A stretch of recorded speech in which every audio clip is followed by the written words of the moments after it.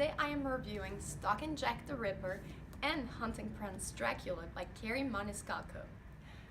I actually have Hunting Prince Dracula in book form, but this wonderful puppy right here shredded the cover, and it's fine, it was my fault for leaving it on the ground.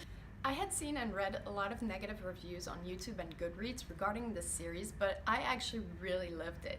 And let me start off by saying that there are a lot of pictures in the books that help you imagine all the things that are described. So in my opinion, I think it's better to get the physical copies than to listen to the audiobooks. The story follows Audrey Rose, a 17-year-old British girl who studies forensics under her uncle, who's the official city forensic.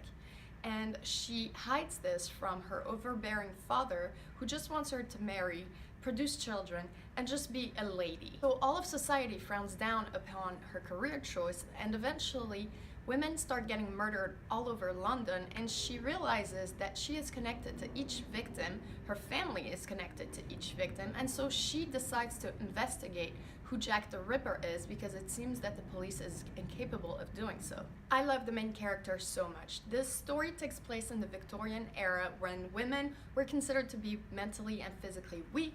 They were just good to marry off, bear children, and Audrey Rose is very spunky. She's very progressive for her time. She chooses her battles very wisely and knows when to rebel against the male oppression in her family. She constantly fights society's double standards while figuring out who Jack the Ripper is. There's a paragraph where she even says, "I didn't see any men running about birthing the world's population, then going on to make supper and tend to the house. Most of them buckled to their knees when the slightest sniffle attacked them. There was more strength held underneath my muslin layers and well-perfumed skin than in half the men in London combined." How true is that? What I loved most was the dynamic between Audrey Rose and Thomas, the possible love interest. The dialogue between them two is so witty and comical. The author does a really good job of juggling between the romance and the mystery, so at no point does it feel like a mushy romance novel. The primary focus is always the mystery. I really liked Carrie Maniscalco's writing. It flowed very smoothly, the descriptions were great, easy to imagine, and they weren't so annoyingly long. The mystery was very well executed. I had my suspicions on who I thought Jack the Ripper was, and I was actually wrong. Then at the end, when she discovers his true identity, the book itself gets super suspenseful. It ends with her being sent to Romania, where the second book picks up.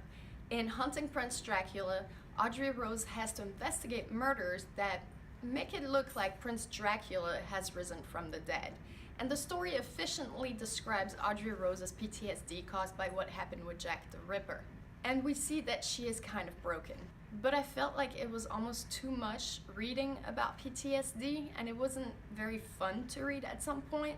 Also, what annoyed me is her constant back and forth with what she considers to be scandalous. Like at some point during the night, her nightgown falls off her shoulders, exposing her bare shoulders, and she just keeps thinking about how scandalous it would be if someone walked into the room at this moment, yet she runs around the castle day and night with a boy, and she doesn't think that's scandalous. That's okay with her. Another thing that grinded my gears was the librarian being French, and his name is Pierre. Like, how stereotypical can you get? And it annoys me because I'm French, so that just, I don't like that. But these are really the only details that annoyed me through this series, and I love it so much. I'm in love with Audrey Rose and Thomas. I want more of them interacting together. Even though the series, the plot, revolves around murders, this is actually a really fun and light read. And I love that the endings are always so deliciously suspenseful. Just so you know, these books center around forensic studies, so there are a lot of gory, very detailed descriptions of the victims' anatomies. So if you're like me and you're a little squeamish, just be warned about that fact. So this is it for today's review. I hope you liked this video. If you did, please make sure to like it and subscribe to this channel, and I will talk to you guys soon. Bye!